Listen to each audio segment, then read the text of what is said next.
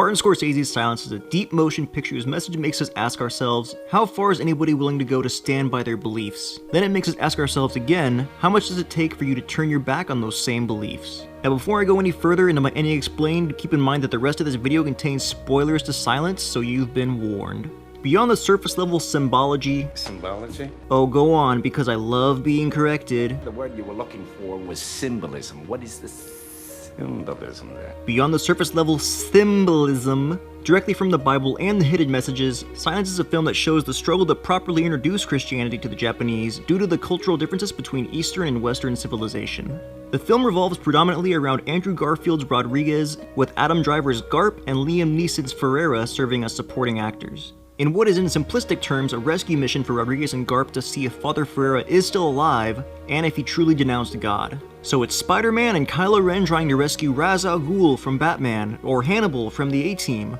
or Qui-Gon from Star Wars. I kid, of course, but seriously, somebody make a fan film out of that. The ending of any Scorsese picture leaves fans, hardcore film buffs or not, having a deep and intelligent discussion in the lobby afterwards, and here's a few of those questions answered to explain the ending.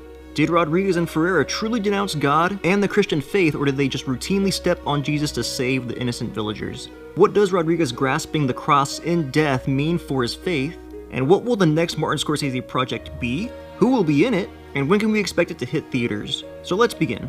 The main reason people are being executed in Japan for practicing the forbidden religion of Christianity was the Japanese shogunate and imperial government feared colonialism, meaning they worried Spain and Portugal would exploit the Japanese for their own gain. Therefore, the religion was repressed as a threat to national unity, and black-robe missionaries were banned from entering the country. So as a means of a sort of agreement, the shogun had missionaries habitually step on the face of Jesus to prove their loyalty. But does this mean that Ferreira and Rodriguez truly denounced God? There are several clues that say absolutely not.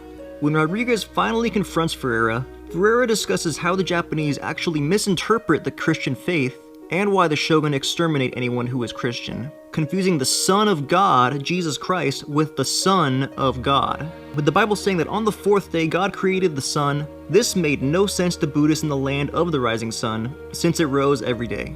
But as far as Ferreira not truly denouncing God, he also discusses with Rodriguez what one of the major similarities with Christianity and Buddhism is the act of always helping others. So in a way, not stepping on the face of Christ, which would cause the shogun to execute the Japanese villagers, in a twisted way actually went against their Christian faith. Another clue is when Ferreira visits Rodriguez in his outdoor cell and tells him that praying won't do any good here, but if you must pray, pray with your eyes open. Another clue is before Rodriguez finally steps on the face of Christ for the first time, Ferreira tells him that you're now about to perform the most painful act of love you could ever imagine. Ferreira knowing that, like him, stepping on the image of Christ did not truly mean that he apostatized Christianity, as well as Rodriguez finally hearing the voice of God tell him to do so.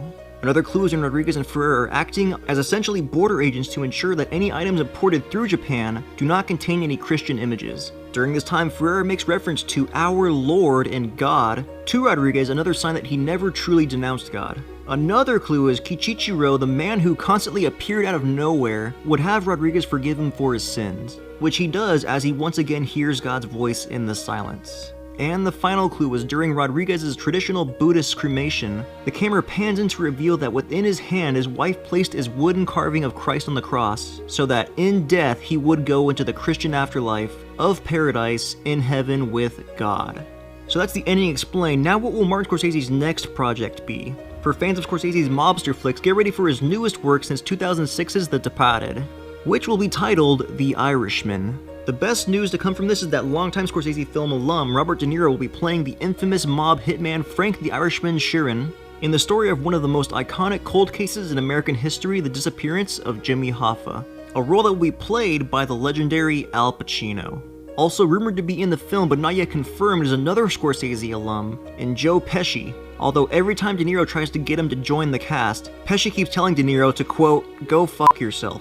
Given the small storyline synopsis of a mob hitman recalls the possible involvement with the slaying of Jimmy Hoffa, it seems like the story will be a biography crime drama and will be told from De Niro playing the Irishman on his deathbed as he confesses to the involvement in the disappearance of Jimmy Hoffa and possibly the involvement of the assassination of JFK, which he also confessed to on his deathbed. Scorsese has received financing for the project, and with production starting in early 2017, you can expect a release date of late 2018.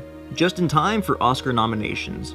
Anyway, that's everything I have for the Any Explained of Silence and what Martin Scorsese's next project will be. Be sure to like, comment, and subscribe below, and tell me your thoughts on the film if you've seen it, and what your favorite Martin Scorsese film is. For me, it's a tie between Silence and The Wolf of Wall Street. Anyway, like always, I'll be back next time with videos like this and more, and as always, this is 5 Things Explains Everything with The Fingerbang Show. I'm out.